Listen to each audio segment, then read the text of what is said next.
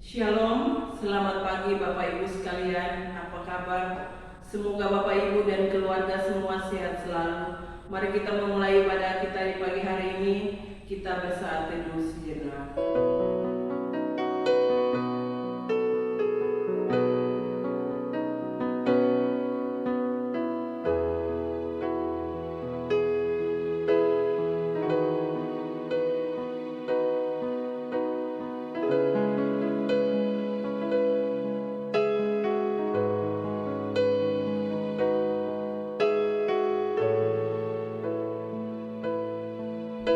Mari kita memberi penghormatan bagi Allah kita. Kita memuji Tuhan bersama dengan pujian dari PPK nomor 10. Hormat bagi Allah Bapa, bait yang pertama dan yang kedua.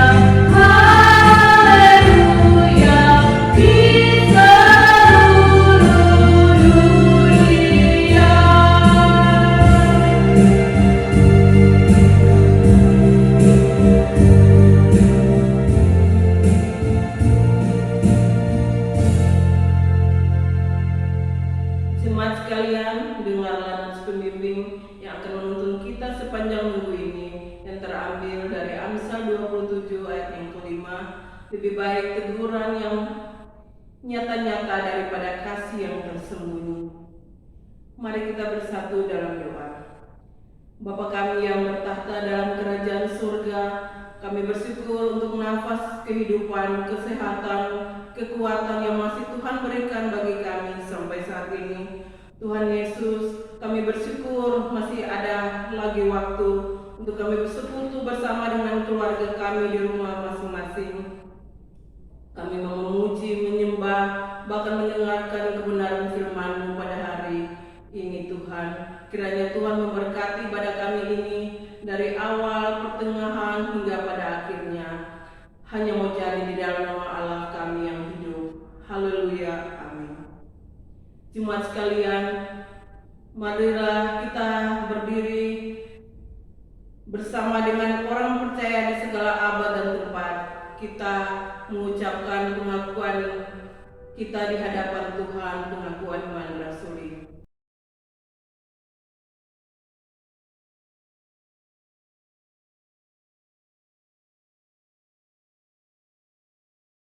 Jemaat yang dikasihi Tuhan kita Yesus Kristus, marilah kita mempersiapkan hati dan pikiran kita untuk dilawat oleh kebenaran firman Tuhan.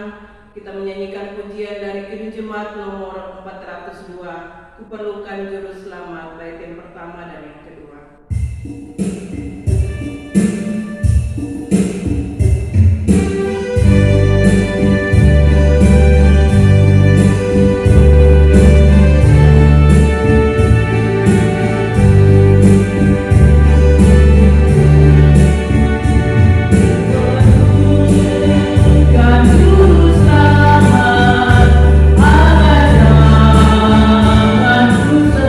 Selamat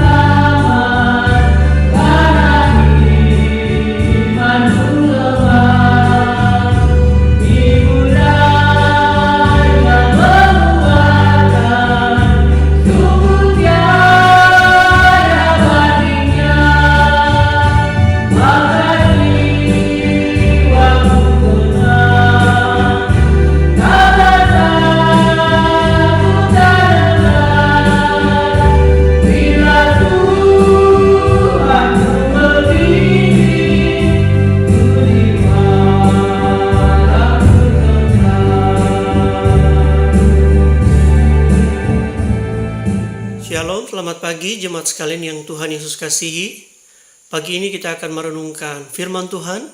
Sebelumnya mari kita berdoa.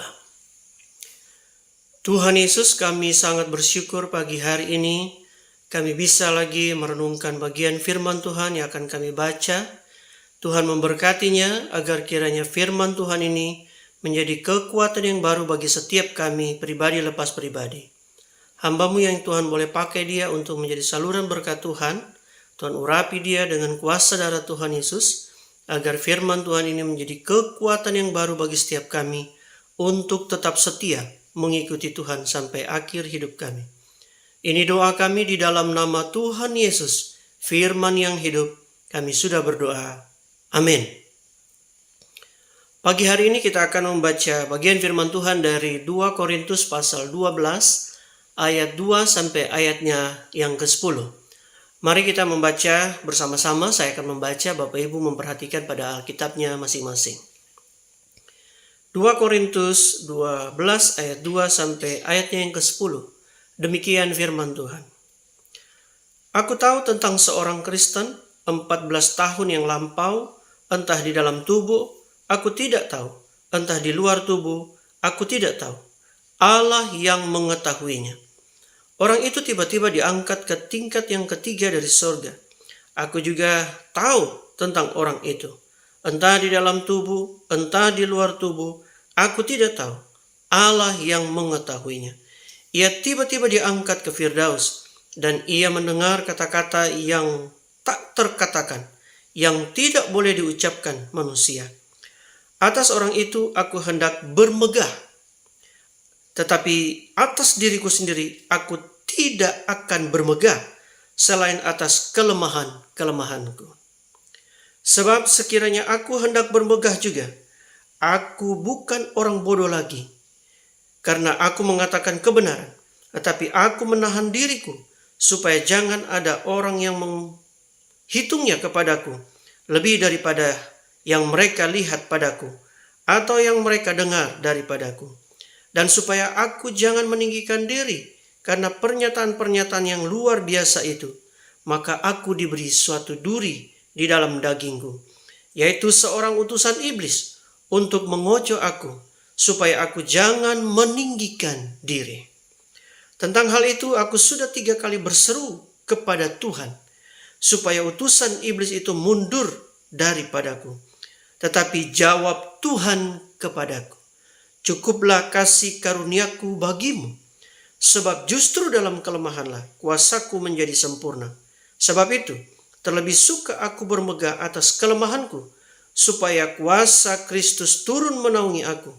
Karena itu, aku senang dan rela di dalam kelemahan, di dalam siksaan, di dalam kesukaran, di dalam penganiayaan, dan kesesakan, oleh karena Kristus. Sebab jika aku lemah, maka aku kuat.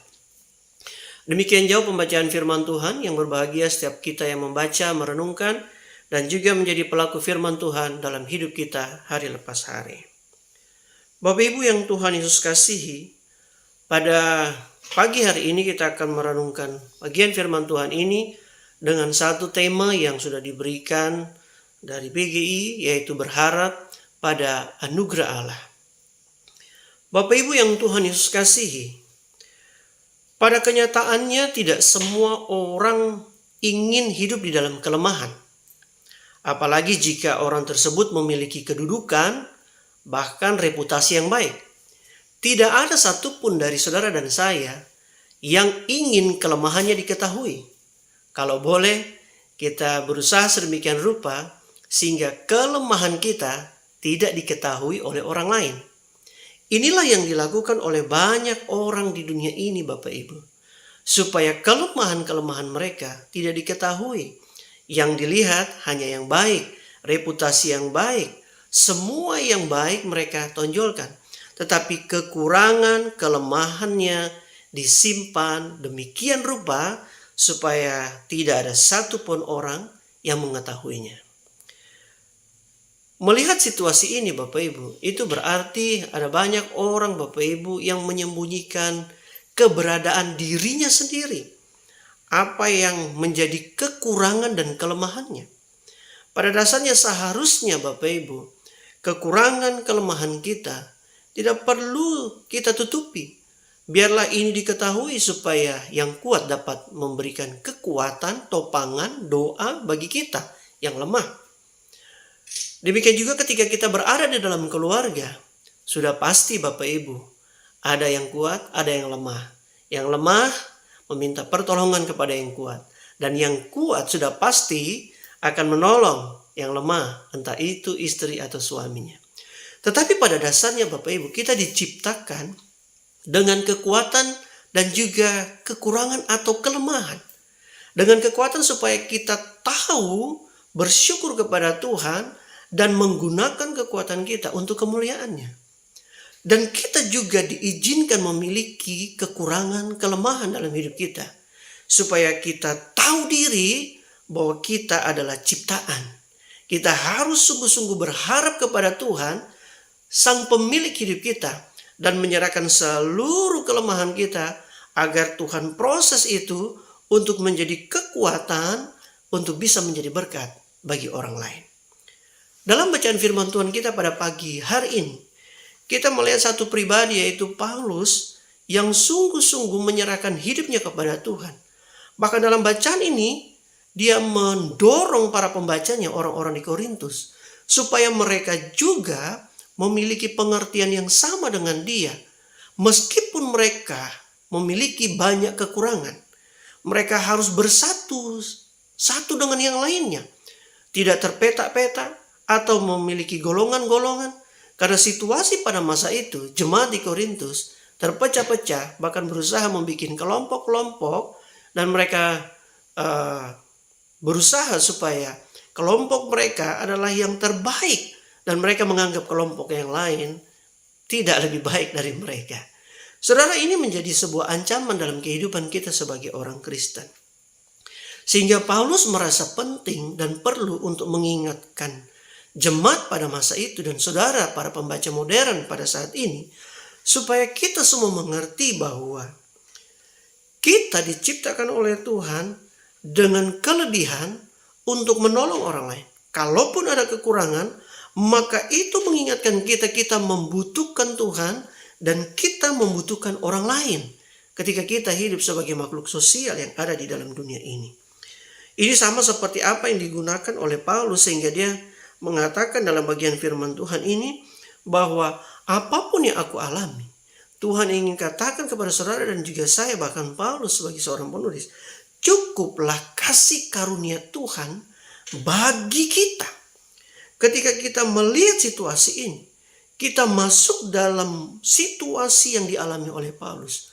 Bahkan ketika dia diizinkan mengalami suatu kelemahan yang dia anggap sebagai duri di dalam dagingnya, tetapi dia tidak berhenti untuk mengikut Tuhan, berharap untuk mengikut Tuhan senantiasa, sehingga dia tahu dan dia membuat suatu komitmen, bahkan membuat suatu kesimpulan yang menjadi komitmennya bahwa di dalam kelemahanlah aku memiliki kekuatan yang begitu dahsyat untuk senantiasa menjadi berkat Bapak Ibu.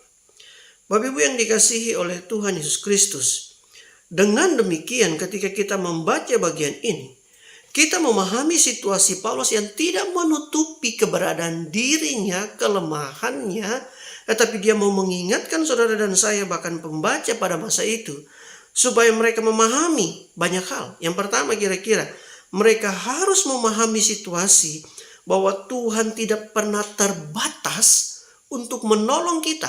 Apapun kelemahan kita, baik fisik, baik kekurangan apapun itu, Tuhan tidak kekurangan cara untuk menolong saudara dan juga saya.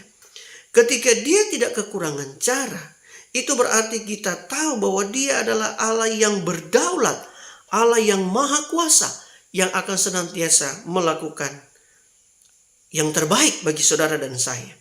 Bahkan yang kedua, Bapak Ibu Saudara yang dikasihi Tuhan Yesus Kristus, ketika kita tahu yang pertama tadi bahwa Allah tidak terbatas untuk menolong kita, yang kedua kita harus memahami, kita harus belajar bahwa meskipun ada duri di dalam daging, meskipun ada pergumulan, meskipun ada penderitaan dan kelemahan, kita tetap dapat bertumbuh, kita tetap dapat menghasilkan buah. Karena dari penderitaan pergumulan, Tuhan ingin mengajarkan kepada saudara dan saya bahwa Dia sanggup membuat saudara dan saya untuk menghasilkan buah rohani yang baik supaya dapat dinikmati oleh banyak orang. Suatu ketika kita melewati masa-masa sulit, kita akan menuai hasilnya ketika kita tidak menjadi lemah, dan kita akan melihat bahwa Tuhan tetap berkarya untuk menghasilkan manusia-manusia rohani yang berkarakter untuk kemuliaan bagi nama Tuhan. Bahkan Bapak Ibu, bukan hanya untuk menghasilkan buah di dalam hidup kita, tetapi maksud Tuhan juga ketika kita tahu bahwa Allah turut bekerja dalam kehidupan kita, itu Dia ingin menunjukkan bahwa kuasanya dari dahulu sampai sekarang tidak pernah surut, tidak pernah susut, tidak pernah rusak, akan senantiasa memelihara hidup kita sampai kepada akhir zaman. Itu berarti rencana Tuhan tidak dapat dibatalkan oleh karena kelemahan, oleh karena masalah yang kita hadapi. Hal apa yang dapat kita pelajari dari bagian firman Tuhan ini pada pagi hari ini, Bapak Ibu yang Tuhan Yesus kasihi? Yang pertama, Bapak Ibu, berharap pada anugerah Allah itu berarti kita tahu bahwa Ia, Tuhan, mengetahui keberadaan kita secara penuh. Ketika kita berharap kepada Allah, kita berharap kepadanya karena kita tahu bahwa Dia, Tuhan, tahu tentang keberadaan diri kita, tahu batasan diri kita, tahu kelemahan diri kita, tahu kekuatan kita, tahu ketakutan kita. Dia tahu semuanya tentang saudara dan saya. Ketika Dia tahu semuanya tentang saudara dan saya, maka apakah yang harus kita takuti? Tidak ada, Bapak Ibu. Sehingga dalam bagian firman Tuhan ini kita baca ya Bapak Ibu. Rasul Paulus mengatakan, kalau kita baca di ayat 2 dan 3, dia katakan, Allah yang mengetahui. Allah yang mengetahui dalam terjemahan yang lain, Paulus ingin mengatakan, ingatlah, Allah ingat akan diri kita. Perhatikanlah, Allah memperhatikan kita. Dia mengenal kita. Dia memperhatikan kita dengan sungguh-sungguh. Bahkan Dia mengingat kita bukan saja saat ini lalu lupa besok, tidak. Dia sungguh-sungguh sadar, tidak pernah tertidur. Alkitab mencatat Bapak Ibu Saudara, dari mana kita mendapat pertolongan? Pertolongan kita dari Tuhan, Allah Israel, yang tidak pernah terlelap dan tidak pernah tertidur. Dia sungguh-sungguh sadar dan mengetahui tentang keberadaan hidup saudara dan juga saya. Saudara yang Tuhan Yesus kasihi, itu berarti ketika Allah mengetahui tentang keberadaan diri kita, berarti kita harus paham, Dia selalu memperhatikan kekhawatiran kita. Dia mengenal saudara dan saya. Bahkan sebelum dunia ini dijadikan, Dia telah mengenal saudara dan juga saya. Bahkan bukan saja itu, ketika saudara dan saya dilahirkan, Dia memperhatikan kita dengan sungguh-sungguh, mengingat kita dan tidak pernah melupakan kita. Dia mengetahui dan Dia tetap sadar Bapak Ibu. Dia tidak pernah lupa tentang saudara dan saya, karena Dia tahu saudara dan saya adalah ciptaannya yang mulia. Saudara yang Tuhan Yesus kasih, seorang komposer penggubah lagu yang sungguh baik, mungkin Bapak Ibu kenal, namanya Ludwig van Beethoven. Ketika umur 30 tahun Bapak Ibu, dia terserang penyakit telinga yang begitu akut. Akibatnya ia menjadi tuli secara total. Bagi seorang komposer atau seorang musisi, tuli merupakan ancaman. Ibaratnya itu sebuah kematian bagi seorang pemusik. Bagaimana dia bisa menggubah lagu? Bagaimana dia bisa mendengar sebuah nada jika kedua telinganya tidak bisa mendengar? Tetapi Bapak Ibu, di tengah-tengah situasi yang bagi Beethoven itulah akhir dari dunia karirnya, di situasi yang membuat dia terpukul itu, Akhirnya dia membuat tekad dalam dirinya untuk datang kepada Tuhan. Dan dia berkata, Bapak Ibu Saudara, aku merasa sepi, tetapi dalam sepinya aku tidak merasa jauh dari Tuhan.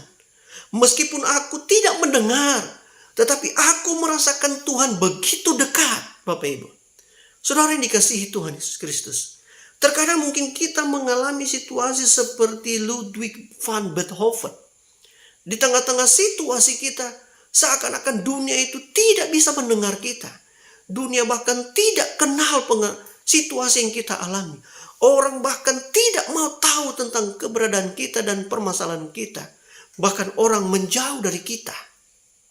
Tetapi ingat Bapak Ibu, seperti apa yang dikatakan oleh Van Beethoven, Tuhan selalu dekat denganku.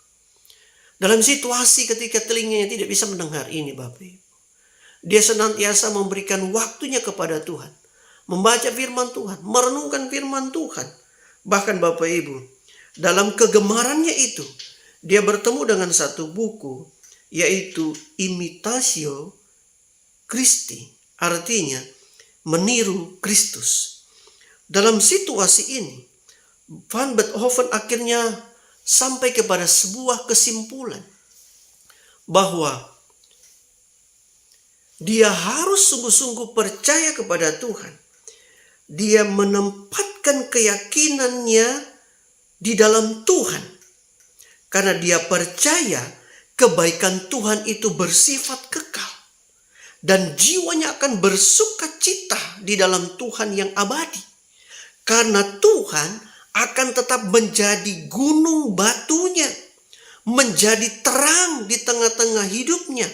Menjadi kepercayaannya selama-lamanya. Bagaimanakah dengan saudara dan saya? Apakah kita bisa sama? Iman, komitmen kita seperti Ludwig van Beethoven. Ketika situasi yang amat sangat mengerikan menimpa hidupnya, dia akhirnya bisa memiliki kekuatan dan berkata, aku menempatkan seluruh keyakinanku di dalam kebaikan Tuhan Allah yang kekal. Jiwaku akan senantiasa bersuka cita di dalamnya. Karena aku tahu Tuhan akan menjadi gunung batuku yang kekal. Saudara yang Tuhan Yesus kasihi, ketika melihat situasi ini, itu berarti Bapak Ibu, Van Beethoven tidak lagi menaruh perhatiannya, fokusnya kepada hal-hal yang membuat dia terbatas. Yaitu telinganya yang membuat dia terbatas untuk mendengar. Kekurangannya, kelemahannya, keluh kesahnya, dia dapat abaikan. Karena dia percaya apa yang dia miliki itu lebih besar. Sehingga dia mengalihkan fokus hidupnya kepada Tuhan yang dia miliki. Bagi saudara, terkadang kita itu gagal fokus dengan apa yang terjadi dalam hidup kita. Betapa sering kita hanya fokus memandang keterbatasan, kekurangan, bahkan kita mengeluh atas kelemahan, atas apa yang kita tidak punya, dan mengabaikan kelebihan dan juga apa yang sudah kita punya. Apa yang sudah kita punya, saudara sekalian? Yang kita sudah punya adalah Tuhan Allah, gunung batu kita yang akan senantiasa bersama dengan saudara hari ini, esok, sampai kesudahan zaman. Mari jangan kita membuang waktu dengan percuma sehingga kita menyerah dengan masalah. Mari kita berjuang mengarahkan hidup kita kepada apa yang sekarang sedang kita miliki. Apa Bapak Ibu yang sedang kita miliki? Yang kita miliki adalah Tuhan Yesus Kristus, yang senantiasa ada bersama dengan kita. Dia selalu berkata, jika engkau menjadi lemah, datanglah engkau yang lemah.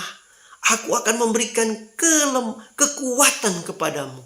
Aku akan memberikan kelegaan kepadamu. Mari, semua yang letih lesu dan berbeban berat, aku akan memberikan kelegaan kepadamu. Mari jangan fokus kepada apa yang hilang dari Bapak Ibu Saudara, tapi fokus kepada apa yang Bapak Ibu Saudara semua miliki, yaitu Tuhan yang punya langit dan bumi. Dialah kekuatan kita. Yang berikut Bapak Ibu, ini tadi Bapak Ibu ya, yang dikatakan oleh Ludwig van Beethoven. Aku menempatkan seluruh keyakinanku di dalam kebaikan Tuhan yang kekal. Ya Allah, jiwaku akan bersuka cita di dalam Engkau, pribadi yang abadi. Jadilah gunung batuku, terangku, kepercayaanku selama-lamanya. Yang kedua Bapak Ibu yang Tuhan Yesus kasihi, berharap pada anugerah Tuhan, itu berarti kita harus senantiasa rendah hati dan juga taat senantiasa. Dalam bagian firman Tuhan ini yang kita baca dari ayat 6-7, Paulus mengatakan demikian. Tetapi aku menahan diriku. Istilah menahan diri haruslah dapat diterjemahkan menahan diri, juga menghindarkan dirinya. Menahan diri itu berarti ketika Paulus mungkin berhadapan dengan situasi akan menjatuhkan atau menghancurkan iman percaya, dia akan menghindarkan dirinya. Bahkan juga istilah menahan diri di sini dapat juga diterjemahkan menyayangkan. Itu berarti Paulus menyadari jika apa yang telah dilakukannya yang dulu telah menjadi penganiaya jemaat, sekarang dia sayangkan itu. Dia menganggap itu sebagai sampah. Dan akhirnya dia juga berkata, dan supaya aku jangan meninggikan diri. Meninggikan diri dapat kita terjemahkan meninggikan diri, atau juga jangan supaya aku angkuh. Atau dapat yang lebih tegas lagi Paulus ingin berkata, supaya aku tidak berlaku kurang ajar kepada Tuhan. Maka apa Bapak Ibu? Selanjutnya dikatakan Paulus, maka aku diberi suatu duri di dalam daging, yaitu seorang utusan iblis untuk mengocok aku dengan tujuan supaya jangan aku meninggikan diri. Saudara, berharap kepada Tuhan itu berarti kita harus berharap dengan penuh kerendahan hati dan juga ketaatan senantiasa. Tuhan di dalam firman-Nya, dalam tulisan Yohanes dalam kitab Wahyu, ketika dia menegur jemaat di Laodikia pada Wahyu pasal 3 ayat 17, Tuhan menegur jemaat di Laodikia dengan berkata demikian. Karena engkau berkata aku kaya dan aku telah memperkayakan diriku, dan aku tidak kekurangan apa-apa. Dan karena aku tahu bahwa engkau melarat dan malang. Ini kata Tuhan ya. Tetapi ketika mereka meninggikan Tuhan, Tuhan berkata, sesungguhnya engkau itu melarat, engkau malang, engkau miskin, buta, dan juga telanjang. Itu berarti Bapak Ibu, ketika kita meninggikan diri di hadapan Tuhan, kita sesungguhnya menjadi orang-orang yang sangat dapat dikatakan orang yang boleh dikatakan sangat harusnya malu di hadapan Tuhan. Karena kita tidak ada apa-apanya di hadapan Tuhan. Kita telanjang, bahkan kita miskin, kita tidak punya apa-apa yang dapat dibanggakan. Tuhan mengingatkan jemaat di Laodikia oleh Rasul Yohanes supaya mereka sadar dan berbalik. Sehingga Paulus juga mengingatkan jemaat di Galatia pasal 6 ayat 14 demikian. Aku sekali-kali tidak mau bermegah selain dalam salib Tuhan kita Yesus Kristus. Paulus sadar bahwa kalau dia mau bermegah, dia akan bermegah lewat salib Kristus yang menjadi kemegahannya. Dalam tulisan ini kalau kita baca Bapak Ibu, ketika Paulus sadar bahwa dia harus merendahkan hatinya, dirinya di hadapan Tuhan, maka Tuhan memberi duri dalam daging. Istilah diberi dapat diterjemahkan mengaruniakan, menghasilkan buah, atau bercahaya Bapak Ibu. Ada banyak terjemahan yang dapat dipakai untuk istilah diberi ini Bapak Ibu. Tapi saya menggunakan 3 istilah untuk memberikan pengertian bagi saudara dan juga saya. Ketika Tuhan menolong saudara dan saya untuk mengerti bagian ini, ketika Tuhan memberi duri dalam daging, istilah diberi itu berarti Tuhan pertama, istilah diberi pertama mempunyai makna mengaruniakan. Karunia adalah pemberian kasih Allah kepada umatnya dengan tujuan agar umatnya menghasilkan ketaatan dan juga kekudusan hidup. Itu berarti Bapak Ibu, ketika Tuhan mengaruniakan kerendahan hati kepada Paulus dan saudara pada masa kini, itu berarti dia memberikan kepada kita karunia. Untuk apa? Supaya kita mengalami ketaatan dan juga kekudusan hidup. Firman Tuhan di dalam Roma pasal 6 ayat 18 mencatat demikian. Kamu telah dimerdekakan dari dosa dan menjadi hamba kebenaran. Aku mengatakan hal ini secara manusia karena kelemahan kamu. Sebab sama seperti kamu telah menyerahkan anggota-anggota tubuh menjadi hamba kecemaran dan kedurhakaan yang membawa kamu kepada kedurhakaan, demikian hal kamu sekarang harus menyerahkan anggota-anggota tubuhmu menjadi hamba kebenaran yang membawa kamu kepada pengudusan. Roma pasal 6 ayat 20 masih lanjut. Sebab waktu kamu hamba dosa, kamu bebas dari kebenaran. Dan buah apakah yang kamu petik daripadanya? Semuanya itu menyebabkan kamu merasa malu sekarang. Karena kesudahan semuanya itu ialah kematian. Tetapi sekarang, ayat 22. Setelah kamu dimerdekakan dari dosa. Dan setelah kamu menjadi hamba Allah. Kamu beroleh buah yang membawa kamu kepada pengudusan. Dan sebagai kesudahannya ialah hidup yang kekal. Itu berarti Bapak Ibu Saudara yang Tuhan Yesus kasih, Allah senantiasa memelihara dan mengawasi kita dari awal hingga akhir. Kemuliaannya hadir untuk senantiasa mengawasi umatnya. Sehingga kita dianugerahkan kekuatan. Supaya ketika kita memberikan diri kepadanya, sekarang kita bukan lagi hamba dosa, tetapi kita menjadi hamba kebenaran. Ketika kita menjadi hamba kebenaran, maka Bapak Ibu Saudara, ada proses yang Tuhan izinkan terjadi. Terkadang mungkin itu membuat air mata kita jatuh. Tetapi Tuhan menolong saudara dan saya mengerti bahwa ketika kita dimerdekakan, kita tidak lagi menjadi hamba dosa, lalu mendukakan hati Tuhan. Tetapi kita menjadi hamba kebenaran. Hamba kebenaran tugasnya apa Bapak Ibu? Di ayat yang ke-19 Roma pasal 6 mencatat bahwa hamba kebenaran sekarang harus menyerahkan anggota tubuhnya untuk menjadi hamba kebenaran, untuk membawa kamu kepada pengudusan. Itu berarti Bapak Ibu, pergumulan tantangan hidup yang kita alami saat ini, itu adalah cara Allah untuk memurnikan saudara dan saya, agar senantiasa hidup saudara diabdikan untuk menjadi hamba kebenaran. Mari Bapak Saudara, kita pakai seluruh kehidupan kita, keluarga kita, semua harta milik kita untuk melayani Dia. Ketika kita dimerdekakan oleh Tuhan, maka seluruh kehidupan kita, seluruh keluarga kita, seluruh yang kita miliki termasuk uang kita Bapak Ibu, mari kita pakai itu untuk menjadi alat di tangan Tuhan untuk memuliakan Dia. Lewat apa Bapak Saudara? Lewat pekerjaan Tuhan. Lewat bisa membantu banyak orang. Mari kita pakai semuanya untuk kemuliaan Tuhan. Yang kedua Bapak Ibu, istilah memberi ini juga memiliki pengertian tadi dianugerahi. Itu berarti pemberian Tuhan bagi kita. Yang kedua, Tuhan memakai istilah memberi untuk menolong kita menghasilkan buah seperti tadi yang diungkapkan oleh Paulus kepada jemaat di Roma.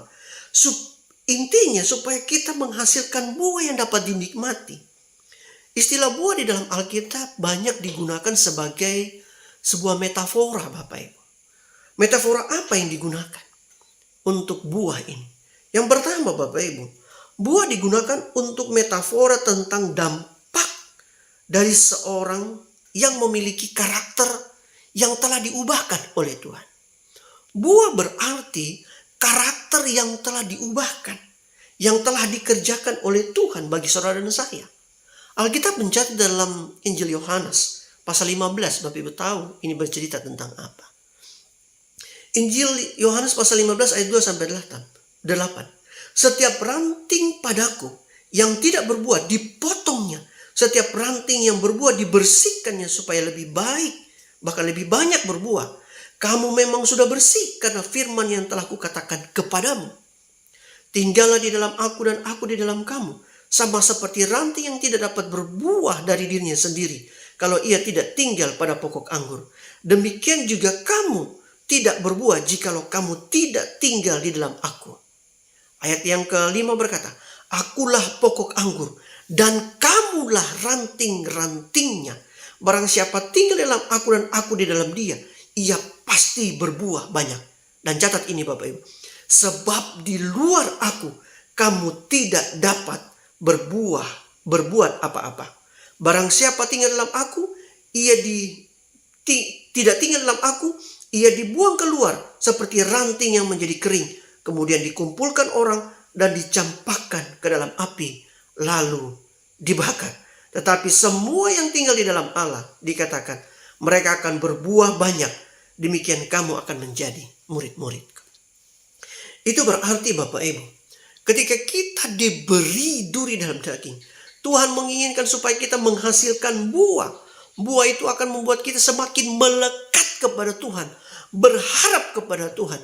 Ingat Bapak Ibu, ketika kita mengalami pergumulan tantangan, jangan mencari jalan pintas. Tetaplah melekat kepada Tuhan. Karena jika saudara melekat kepada Tuhan, ranting itu akan disuplai makanan sehingga dia akan berbuah banyak. 2 kali lipat, 3 kali lipat, 100 kali lipat. Karena Allah menjanjikan bahwa jika kamu melekat kepadaku, maka kamu adalah milikku, maka engkau pasti berbuah banyak. Dari buah juga ada metafora untuk melambangkan bahwa kita adalah orang-orang yang telah dimenangkan. Kita orang-orang yang telah diubahkan. Jangan lagi kembali kepada kehidupan yang lama. Dan metafora yang selanjutnya, kita orang-orang yang hidup di dalam Tuhan diberikan duri dalam daging, supaya kita ingat bahwa kita harus tetap di dalam kuasa firman Allah, memegang teguh firman Allah, janji Tuhan yang akan senantiasa menolong kita. Firman itu yang akan menghasilkan buah rohani yang baik Bapak Ibu. Tidak ada yang lain. Pertobatan kita dihasilkan oleh firman. Dan firman itulah yang akan menolong pola pikir kita terbentuk, sehingga kita dapat menjadi berkat. Hidup kita akan dipulihkan semua karena kuasa firman. Dan terakhir Bapak Ibu, ketika Paulus mengatakan aku diberi duri dalam daging, istilah selanjutnya yang bisa diterjemahkan dengan istilah diberi adalah Tuhan memberikan cahayanya bagi kita, menerangi hati dan pikiran kita. Istilah diberi dapat diterjemahkan juga dengan diterangi Bapak Ibu. Ini berarti cahaya dalam Alkitab seringkali diberikan pengertian tentang anugerah Allah bagi umatnya. Anugerah Allah yang diungkapkan bagi umatnya. Sehingga umatnya dapat mengenal kebenaran. Umatnya dapat dituntun di jalan yang tepat dan benar. 2 Korintus pasal 4 ayat 6 catat demikian. Sebab Allah telah berfirman, dari dalam gelap akan terbit terang. Ia juga yang membuat terangnya bercahaya di dalam hati kita, supaya kita beroleh terang dari pengetahuan tentang kemuliaan Allah yang nampak pada wajah Kristus. Itu berarti Bapak Ibu, Tuhan akan menerangi hati dan pikiran kita, supaya hati dan pikiran kita dibuat mengerti dan dibuat untuk senantiasa memikirkan perkara-perkara yang besar, yang dari atas, yang disebut kebajikan, yang disebut dengan kemurnian hati. Tuhan ingin supaya kita memikirkan hal-hal yang di atas, di mana Tuhan hadir dan Dia memberikan firman-Nya bagi saudara dan saya. Itu juga yang harus kita pikirkan senantiasa menjadi kekuatan bagi saudara dan saya. Dan Bapak Ibu, ketika kita mengerti bahwa kita diberikan karunia, kita juga diberikan kekuatan menghasilkan buah. Kita juga diberikan cahaya dan penerangan untuk senantiasa memahami jalan yang benar. Itu berarti Allah senantiasa melihat, mengawasi, mengatur kehidupan kita. Dia senantiasa hadir di dalam hidup kita, meskipun ada duri dalam daging. Saudara, istilah duri dalam daging, istilah duri ini menggunakan istilah skolops. Tetapi istilah ini pun dalam akar katanya memiliki dua pengertian, atau kata duri ini dibangun dari dua kata dasar. Kata dasar yang pertama adalah skelos, yaitu kaki, dan optomai, atau melihat atau menampakkan diri. Sangat unik, istilah duri dibangun di atas dua kata, yaitu kaki dan juga melihat atau menampakkan diri. Dari bagian ini kita ingin melihat bahwa Tuhan ingin lewat tulisan Paulus ini kepada jemaat di Korintus, bahkan saudara dan saya mengerti bahwa duri di dalam daging ini menolong saudara mengerti bahwa sekuat apapun saudara berdiri di kaki saudara, bahkan ketika saudara menganggap bahwa saudara mampu berdiri di atas kaki saudara sendiri, ingat ada duri dalam daging yang bisa Tuhan taruh untuk melemahkan kaki saudara. Saudara, apakah saudara pernah mengalami sakit lutut? Bagaimana saudara bisa menopang badan Bapak Ibu saudara sekalian? Sangat sulit. Jangankan kuku, kaki atau lutut Bapak Ibu. Kuku kaki kita jika sakit Bapak Ibu, kita sulit menyeimbangkan tubuh kita. Karena kaki kita ini juga bisa berfungsi sebagai keseimbangan bagi tubuh. Dari istilah skelos atau kaki yang membangun kata duri Bapak Ibu, kita diingatkan tentang nasihat Paulus kepada jemaat di Korintus ini. Supaya meskipun mereka menganggap diri mereka mampu dan bisa, ingat jikalau Tuhan tidak berkenan dalam hidup kita, maka sekuat apapun kita berdiri, kita pasti jatuh.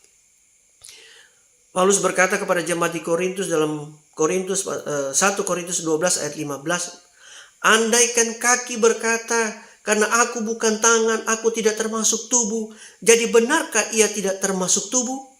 Ayat 21 dari pasal 12, jadi mata tidak dapat berkata kepada tangan, aku tidak membutuhkan engkau. Dan kepala tidak dapat berkata kepada kaki, aku tidak membutuhkan engkau. Itu berarti Bapak Ibu Saudara, sekuat-kuatnya kita membutuhkan Tuhan. Sekuatnya kita dalam hidup bersosialisasi, dalam hidup bermasyarakat, kita membutuhkan orang lain. Tuhan menaruh duri dalam daging supaya kita tahu berharap kepada Tuhan. Dan kita juga tahu untuk bisa meminta tolong. Jangan sombong Bapak Ibu.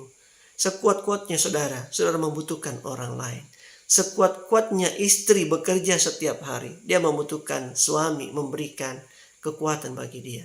Sekuat-kuatnya kita sebagai suami, kita membutuhkan istri yang memberikan kekuatan, memberikan nasihat bagi kita juga. Ingat Bapak Ibu, kita membutuhkan Tuhan. Karena ingat, ketika kita berkata kita tidak butuh orang lain, kita tidak butuh Tuhan, maka saat itu kita sedang membuat duri dalam daging itu, menghancurkan kehidupan kita, dan kita akan semakin terpuruk, semakin jatuh, dan tidak dapat bangkit. Saudara dikasihi Tuhan, kaki juga di sini mengingatkan kita tentang bahwa kita harus dipimpin oleh kebijaksanaan dan juga dengan banyak pertimbangan. Di dalam situasi pergumulan tantangan Bapak Ibu Saudara, jangan pernah mengambil jalan pintas. Saudara harus tetap berpegang kepada Tuhan dengan bijaksana, dengan penuh pertimbangan. Lakukan yang terbaik. Jadi tetap hamba kebenaran dan jangan hamba ketidakbenaran. Amsal pasal 3 ayat 21 sampai ayat 23 mencatat, hai anakku, janganlah pertimbangan dan kebijaksanaan itu menjauh dari matamu. Peliharalah itu, maka engkau akan berjalan di jalan dengan aman dan kakimu tidak akan terantuk. Dan seterusnya, maka engkau akan, karena Tuhan Allahmu, Dia akan menjadi sandaranmu dan akan menghindarkan kakimu dari jerat. Saudara, duri dalam daging menggunakan istilah kaki sebagai kata penopangnya, mengingatkan kita bahwa dalam situasi yang sulit sekalipun, kita tetap harus bijaksana dan penuh pertimbangan. Bapak Ibu, tengah-tengah masa COVID ini, kita harus senantiasa menjaga diri, menjaga orang lain. Kita juga harus tetap menerapkan protokol kesehatan, Bapak Ibu. Itu berarti protokol kesehatan ketika kita terapkan, itu bukti nyata kita sayang Tuhan. Dan kita juga sayang sesama kita. Ketika kita dalam situasi yang sulit, dan kita juga dengan bijaksana mempertimbangkan segala hal, berarti kita takut berbuat dosa. Jangan menggunakan jalan-jalan pintas. Jangan sampai kita lari kepada orang pintar, bertanya, tolong, apa masalah saya? Bagaimana jalan keluarnya? Atau jangan sampai waktu kita sakit, kita pergi ke dukun. Ingat, dengan hikmat dan bijaksana, janganlah pertimbangan kebijaksanaan itu jauh dari matamu. Supaya Bapak Ibu, kita tetap bisa berdiri dengan kuat. Istilah kaki juga di sini yang menopang kata duri ini mengingatkan kita bahwa kita harus tetap bertahan dan menjauhkan diri kita dari perbuatan jahat. Amsal 1 ayat 15 mencatat, "Hai anakku, janganlah engkau hidup menurut tingkah laku mereka. Tahanlah kakimu daripada jalan mereka." Dalam Ibrani pasal 12 ayat 13 paralelnya, "Dan luruskanlah jalan bagi kakimu, sehingga yang pincang jangan terpelecok, tetapi menjadi sembuh." Saudara, itu berarti Bapak Ibu, kita harus senantiasa bijaksana. Gunakan seluruh kekuatan kita untuk berdiri meskipun di tengah-tengah situasi yang sulit. Meskipun ada duri, penyakit, permasalahan, situasi yang melelahkan dalam hidup kita, tetap bertahan. Tetaplah bertahan. Karena Tuhan menjanjikan, "Pikulah kuk yang kupasang bagimu. Karena kuk yang kupasangkan itu enak dan juga ringan." Tuhan menjanjikan kelegaan bagi saudara dan saya yang bertahan sampai akhir. Dan dari istilah yang kedua yang menopang kata duri ini adalah optomai, atau dapat diterjemahkan melihat dan senantiasa menampakkan diri. Itu berarti Allah senantiasa melihat, Dia senantiasa mengawasi dari awal sampai akhir. Sebelum dunia dijadikan sampai dunia berakhir, Dia tetap melihat dan mengawasi saudara dan saya. Bagian yang ketiga, yang terakhir. Berhadap pada kasih karunia Allah, atau berharap pada anugerah Allah. Tujuannya supaya kuasa Kristus turun menaungi saudara dan saya menjadi kuat senantiasa. Paulus memberikan penekanan pada bagian ini dari ayat 8 sampai 10 dengan berkata, "Cukuplah kasih karuniaku bagimu, sebab justru dalam kelemahanlah kuasaku menjadi sempurna. Sebab itu terlebih suka aku bermegah atas kelemahanku, supaya kuasa Kristus turun dan menaungi aku." Bapak Ibu yang dikasihi Tuhan Yesus Kristus, dalam ketidakberdayaan kita, saya sangat yakin Tuhan punya cara yang ajaib untuk menolong kita. Ingatkah kita tentang kisah Yosafat dalam kitab 2 Tawarik? Ketika Yosafat ada dalam situasi yang menegangkan, ketika dia diserang oleh Bani Amon, orang Moab, bahkan ditambah lagi dengan pasukan orang Meunim, dia terjepit, bahkan seakan-akan tidak ada jalan keluar bagi Yosafat dan orang Israel, orang Yehuda pada masa itu.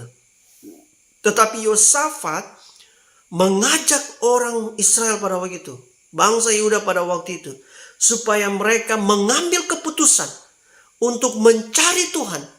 Dan dia memanggil bangsa itu supaya mereka berseru kepadanya, bahkan berpuasa Bapak Ibu, karena situasi yang mereka alami. Ini mengajarkan kepada kita, situasi yang pelik tidak boleh membuat kita menutup mata, bahkan membuat kita takabur lalu cari jalan pintas. Tetapi kita senantiasa harus tetap fokus mencari Tuhan, berseru kepada Dia, bahkan menyerahkan hidup kita sama seperti Yosafat dengan berpuasa. Hasilnya Bapak Ibu, Tuhan melawat Yosafat melalui Nabi Yehezkiel. Mereka diperintahkan untuk tidak takut melawan orang Moab, melawan Bani Amon, bahkan pasukan orang Meunim. Mereka dikatakan oleh Tuhan, dalam peperangan ini engkau tidak usah bertempur, biarkan aku yang bertempur melawan mereka. Lalu apa yang harus dilakukan oleh Yosafat dan juga orang-orang Yehuda pada waktu itu? Dikatakan dalam catatan Alkitab, mereka memuji-muji Tuhan, sehingga Tuhan hadir dengan kuasanya yang begitu dahsyat. Sehingga kuasanya yang begitu dahsyat melululantahkan kekuatan orang-orang yang berusaha menghancurkan mereka. Saudara, ketika kita berharap kepada Tuhan, Tuhan menjanjikan bahwa aku yang akan berperang menggantikan engkau. Terkadang Bapak Ibu, kita berusaha menjadi Tuhan. Kita berusaha menggantikan posisi Tuhan. Sehingga kita lupa berdoa. Kita lupa mengandalkan Tuhan. Nanti waktu kita sudah tidak kuat, waktu kita sudah bertemu dengan jalan buntu, lalu kita berkata, Tuhan, kekuatan saya sudah tidak ada lagi. Saya sudah habis Tuhan, sekarang giliran-Mu. Bapak saudara, bagaimana menurut Bapak Ibu? Seharusnya kita tidak boleh seperti ini. Kita harus meminta Tuhan senantiasa hadir dalam kehidupan. Dari awal kehidupan kita sampai akhir kehidupan kita. Harusnya Dia yang berkuasa. Dia yang memimpin hidup saudara dan juga saya. Bapak Ibu, dalam gambar ini ada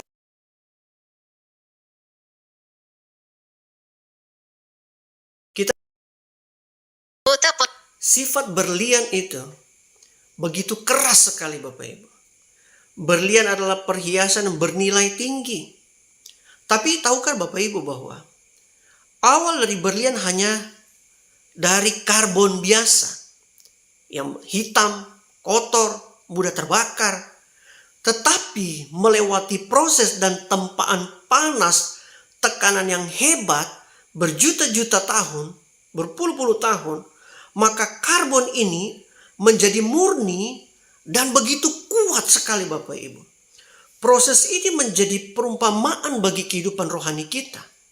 Allah memakai kekuatan dari luar untuk menolong kita. Bahkan dari kisah Yosafat tadi.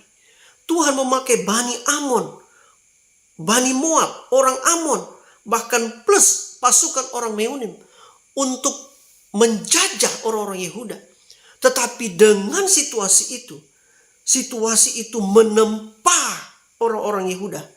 Bahkan juga harusnya kita saat ini. Situasi dari luar yang terjadi bagi kita. Suka duka, air mata, ratap tangis. Bahkan mungkin situasi COVID saat ini. Harusnya menempa kekuatan rohani kita. Semakin kuat, semakin murni. Seperti berlian. Sehingga memiliki kekuatan yang baik. Saudara, Tuhan yang sama yang telah menguji saudara dan saya tahun-tahun yang lalu. Dia juga Tuhan yang sama yang akan senantiasa memelihara hidupmu hari ini. Bahkan memasuki permasalahan di masa yang akan datang. Dia akan senantiasa memberikan kekuatan bagi saudara dan saya. Pertanyaannya bagi saudara, maukah saudara tetap kuat bersandar kepadanya? Pertanyaannya bagi saudara dan saya mungkin, mengapa saya perlu bersandar kepada Tuhan? Saudara dan saya perlu bersandar dalam kelemahan saudara kepada Tuhan. Karena dalam kelemahanlah kita tahu apa arti merendahkan hati di hadapan Tuhan. Bahkan justru dalam kelemahan kita menjadi kuat. Karena dalam kelemahan itu berarti kita belajar untuk terus datang kepada Tuhan.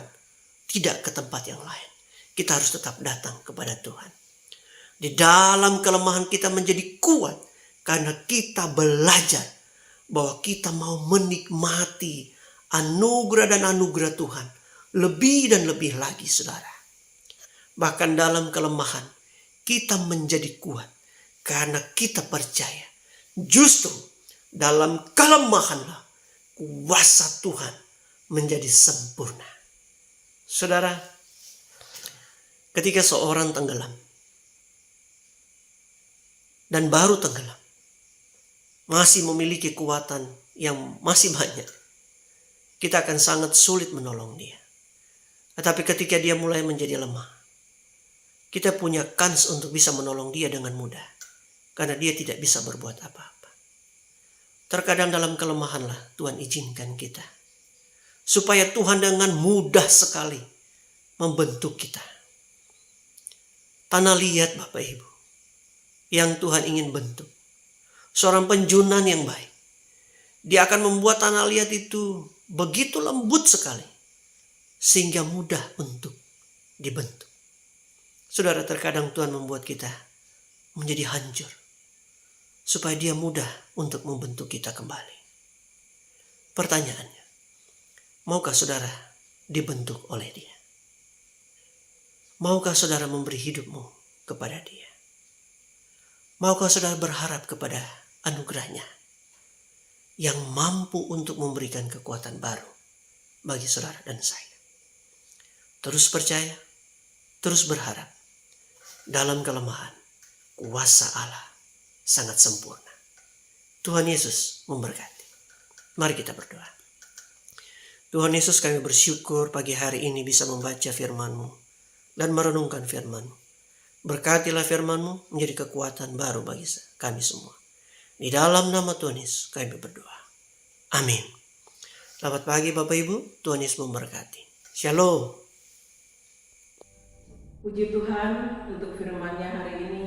Mari kita memberikan persembahan syukur kita dengan penuh sukacita, diiringi dengan pujian dari Kidung Jemaat nomor 440, ibadah Tuhan Dunia bait yang pertama dan yang ketiga. Dan doa syafaat dan doa persembahan serta doa berkat akan dipimpin oleh Evangelis Fania Sitania.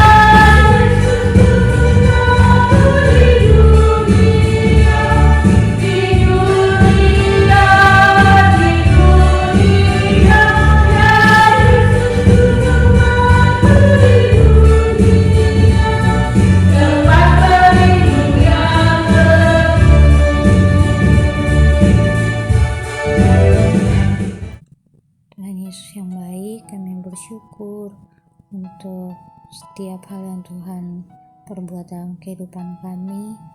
Banyak hal yang sudah kami lalui bersama dengan Tuhan, dan kami bersyukur ya Bapa, Engkau Allah yang setia, yang tidak pernah meninggalkan kami sedetik pun. Bapa di surga, kami mengucap syukur untuk persembahan yang sudah kami berikan hari ini. Tuhan kiranya memberkati, biarlah persembahan ini dapat menjadi alat yang berguna dalam pelayanan kami ke depan. Bapa di surga, kami juga berdoa menyerahkan jemaat-jemaat yang saat ini dalam keadaan sakit. Kami berdoa untuk Pendeta Aminuddin Gea, Ibu Amin, Ibu Neneng, Ibu Paliama, dan juga jemaat-jemaat yang mungkin tidak dapat kami sebutkan satu persatu. Kami mohon Tuhan memberkati mereka dalam masa-masa mereka pemulihan. Tuhan berkati, Tuhan jamah bagian tubuh yang sakit, dan biarlah setiap makanan, minuman, obat-obatan yang dikonsumsi, Tuhan pakai semua itu menjadi saluran penyembuhan bagi mereka. Kami juga berdoa bagi jemaat yang berulang tahun di minggu ini. Tuhan memberkati mereka di usia yang baru, semakin berhikmat, semakin mengandalkan Tuhan, semakin menaruh kepercayaan mereka kepada Tuhan, dan biarlah Tuhan memberkati kehidupan mereka, rumah tangga, pelayanan, bahkan anak-anak mereka, beserta dengan setiap usaha pekerjaan yang mereka lakukan. Bapa di surga, kami juga berdoa menyerahkan jemaat-jemaat yang lain dalam setiap hal yang menjadi pergumulan mereka. Bapa, kiranya Tuhan Engkau senantiasa menopang, memberikan kekuatan. Tuhan Yesus, kami juga berdoa menyerahkan bangsa dan negara kami di situasi pandemi yang kami tidak tahu kapan akan berakhir. Kami mau tetap percaya kepada Tuhan. Tuhan punya rencana, dan kami tahu hanya Tuhan yang mampu menghentikan pandemi ini. Bapa, biarlah melalui pandemi ini kami dapat terus belajar untuk menaruh kepercayaan kami kepada Engkau. Kami menyerahkan setiap tenaga medis, setiap pemerintah yang terlibat dalam penanganan COVID ini. Kami berdoa, Tuhan berikan mereka hikmat, Tuhan berikan mereka kekuatan, kesabaran. Bapa di surga, kami juga berdoa menyerahkan setiap warga negara Indonesia. Kami mohon Tuhan kiranya memberikan hati yang peduli, sehingga mereka mau mendengar, sehingga mereka mau berpikir untuk menjaga protokol kesehatan, untuk menjaga diri, sehingga pandemi ini cepat berakhir.